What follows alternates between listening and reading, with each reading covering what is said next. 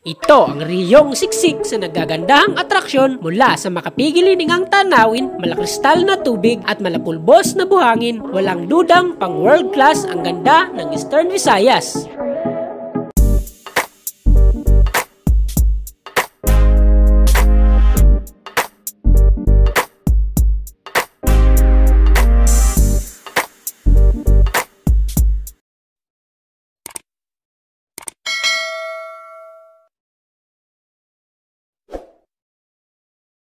Ito ang riyong siksik sa nagagandahang atraksyon mula sa makapigilingang tanawin, malakristal na tubig at malapulbos na buhangin. Walang dudang pang world class ang ganda ng Eastern Visayas.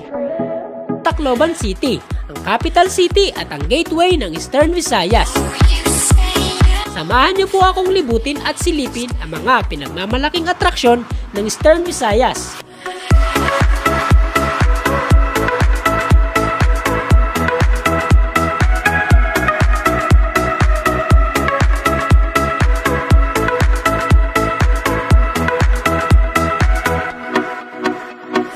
Ito na ngayon ang Tacloban City. Mas makulay, mas maganda at mas dumami ang mga negosyo.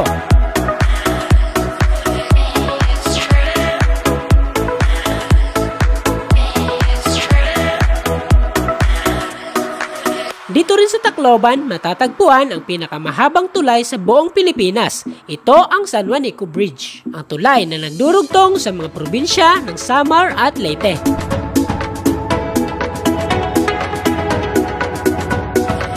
Dito din sa Eastern Visayas ang pinakamataas na tulay sa buong Pilipinas. Ito ang Agas-Agas Bridge na makikita sa bayan ng Sogod sa Southern Leyte. Ito ay may taas na 89 meters.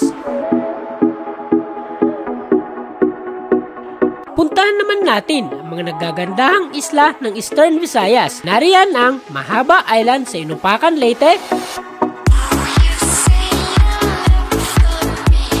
Canigaw Island sa Matalom, Leyte, Sambawan Island sa Biliran, San Pedro at San Pablo Island sa Southern Leyte, Limasawa Island sa Southern Leyte, at ang Naked Island ng Eastern Samar.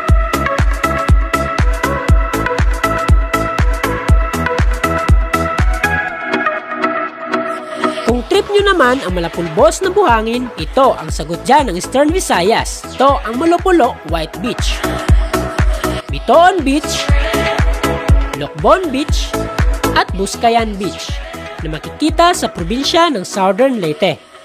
Amazing sandbar ba ang hanap nyo? Nandito ang Digyo Island ng Inupacan, Leyte. Ito naman ang shifting sandbar ng Hingitangan Island sa probinsya ng Biliran. At ito talaga ang pinakasikat sa lahat, ang pang-frontline ng probinsya ng Leyte, ang Kalangaman Island.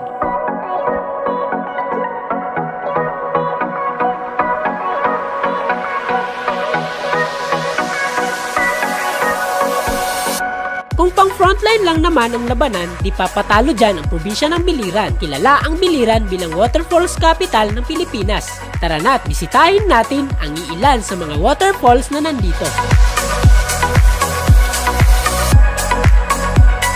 Ito ang Bagungbong Falls, Ulan-Ulan Falls, at Ricolitos Falls na matatagpuan sa bayan ng Almeria.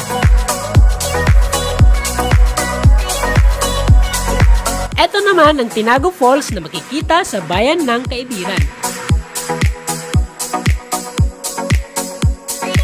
Mula sa probinsya ng Biliran, puntahan naman natin ang probinsya ng Samar.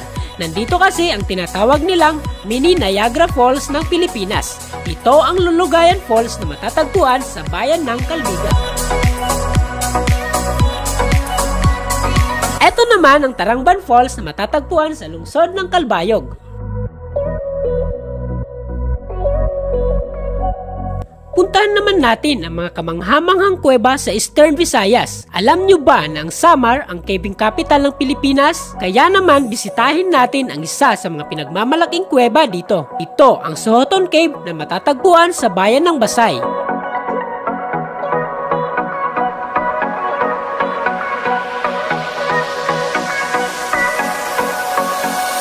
Sa labas naman ng kuweba, nariyan ang Sohoton Natural Bridge kung saan pwede kang magbabad sa napakapreskong tubig.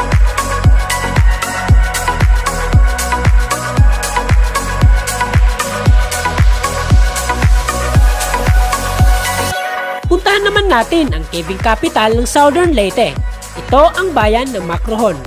Dito makikita ang mahigit 100 kuweba na naghihintay lamang na madiskubre.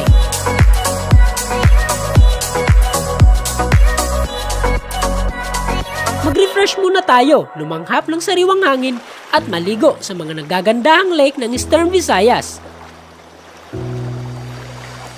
Ito ang Kabalian Lake sa bayan ng San Juan sa Southern Leyte.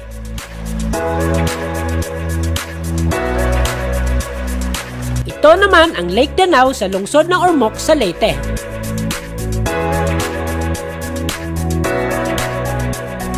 Ito naman ang Mahagna Volcano Natural Park sa probinsya pa rin ng Leyte.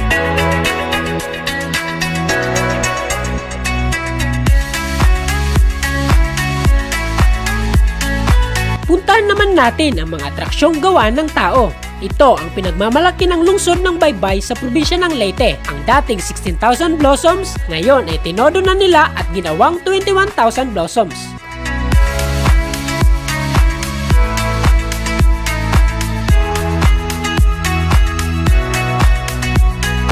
Ito naman ang Malabanawi Rice Terraces ng Biliran. Ito ang Bitani Hill sa bayan ng Almeria. Mag-ala sindero ta sindera naman sa farm na ito sa bayan ng Haro sa Leyte. Dito sa Villa Consuelo Farm, pwedeng ikaw na mismo ang mamitas ng mga prutas at gulay na gusto mong bilhin.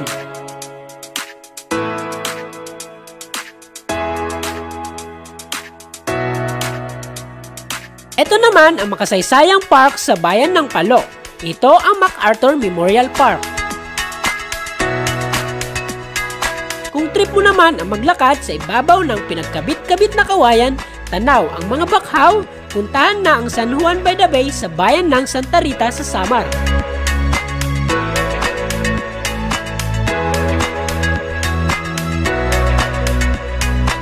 Ito naman ang boardwalk sa bayan ng Kabukgayan sa Biliran.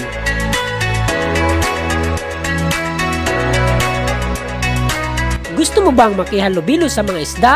Puntahan na ang Fish Sanctuary sa bayan ng Macrohon sa Southern Leyte.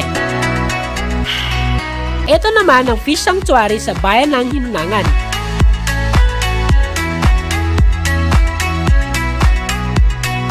Kung gusto mo namang makita ang mga starfish, puntahan na ang Tagbak Marine Park sa bayan ng Liloan.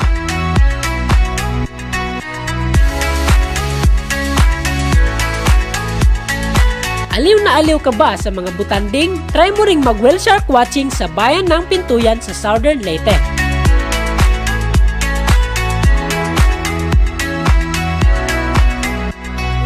Kung trip mo naman ang malabatanis na view, punta na sa Fatima Mountain Ridge sa bayan ng Liloan sa Southern Leyte.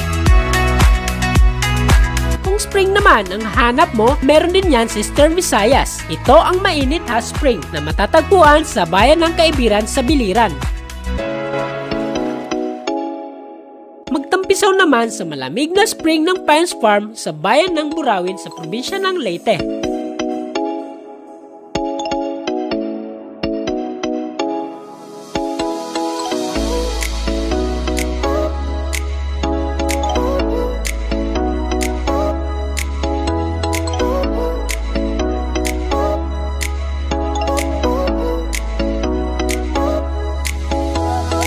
Sa dami ng magagandang atraksyon na matatagpuan sa Pilipinas, karamihan dito ay nasa Eastern Visayas. Kaya naman, wag nang makipagsiksikan sa siksikan ng isla ng Boracay at Palawan. Try mo naman ang Samar, Leyte at Biliran at sigurado akong hindi nyo ito pagsisisihan. Sabi nga ng mga dayuhan at ilan nating kababayan, it's all worth it.